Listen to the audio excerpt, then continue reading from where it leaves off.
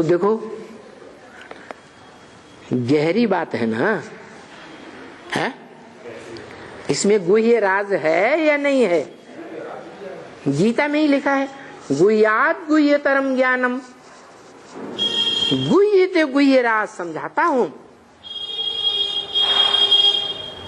ये राज की बातें बच्चा बुद्धि समझेंगे, है? बच्चा बुद्धियों की समझ में थोड़ा ही आएगा। जो सालिम बुद्धि होंगे उनकी ही समझ में आएगा। क्या?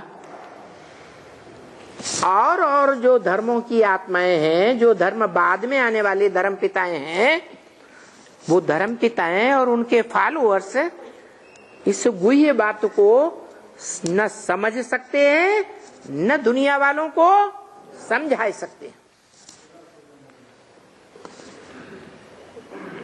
वो समझा ही नहीं सकते। अरे उनकी तो बात ही छोड़ो। जो भी भारतवासी विधर्मियों में, विदेशियों में द्वापर से कन्वर्ट होते रहे, चाहे वो उद्धार मूर्त बीज रूप आत्माएं हो और चाहे वो आधार मूर्त जड़ स्वरूप, जिन जड़ों का आधार लेकर वृक्ष खड़ा रहता है, वो जड़ स्वरूप आधार मूर्त आत्माएं हो। ब्राह्मणों की दुनिया में ही हैं दोनों प्रकार की आत्माएं। तो वो दोनों प्रकार की मनुष्य आत्माएं, उनमें अव्वल नंबर का कोई धर्म का ग्रुप है या नहीं? सूर्यवंश है। लेकिन सूर्यवंशियों में भी सब राज को समझने वाले हैं। अरे सूर्यवंशी हैं और राज को समझने वाले नहीं हैं? नंबरवार समझते हैं।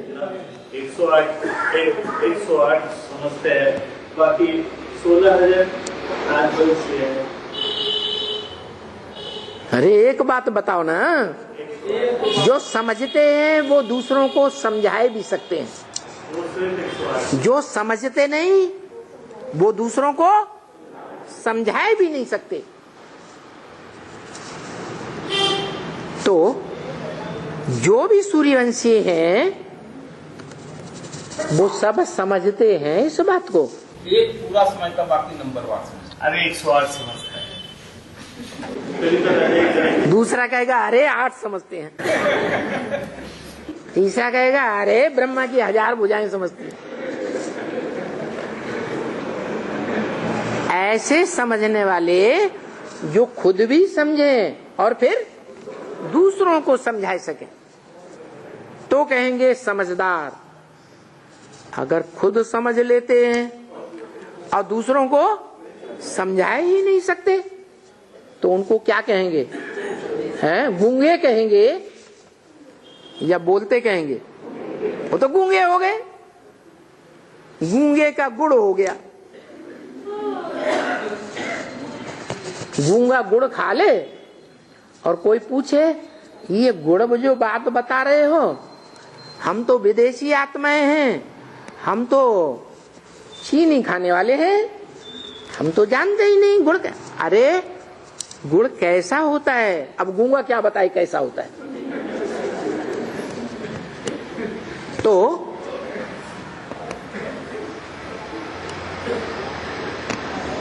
वो अव्वल नंबर जो ग्रुप है, अल्लाह अव्वल दीन, अव्वल नंबर धर्म की कितनी आत्माएं हैं जो इस राज को दुनिया वालों को समझाएंगी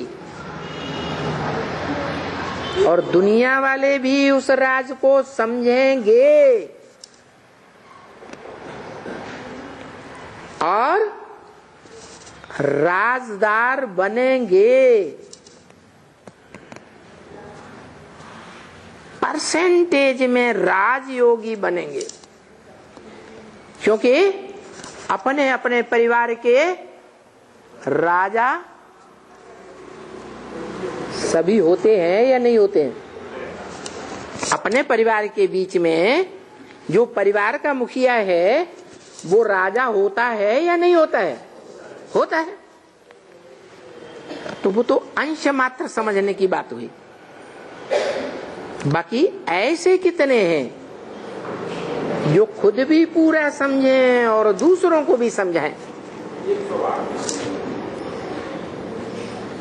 तब ही कहेंगे राजधानी के मालिक। ऐसे तो सारे विश्व की राजधानी का मालिक एक ही होगा, नारायण। लेकिन नारायण अकेला राज्य करेगा सारी दुनिया में? सहयोगी राज्य के अधिकारी होंगे या नहीं होंगे? हैं? जो विश्व पिता कहा जाता है, विश्वनाथ कहा जाता है, हर हर महादेव शंभो काशी विश्वनाथ गंगे गाया हुआ है ना, तो वो खुद तो बैगर दिखाया जाता है। बैगर है या साहूकार दिखाया जाता है? बैगर के रूप में है। वो खुद तो राजाई नहीं करता, लेकिन बच्चों को देता है विश्व की बादशाही या नहीं देता है? देता है।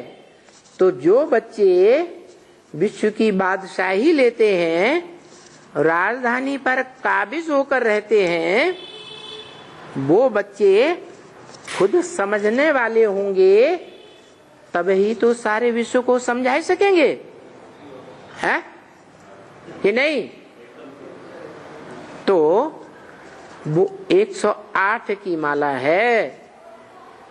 माला माने संगठन। क्या? 108 मनुष्य आत्माओं का ऐसा सशक्त संगठन है दुनिया का, जिनके आत्मा रूपी मणके एक बाप के स्नेह और ज्ञान में पिरोए हुए। कौन से धागे में पिरोए हुए? हाँ, कोई भी माला होती है ना, उसमें धागा होता है।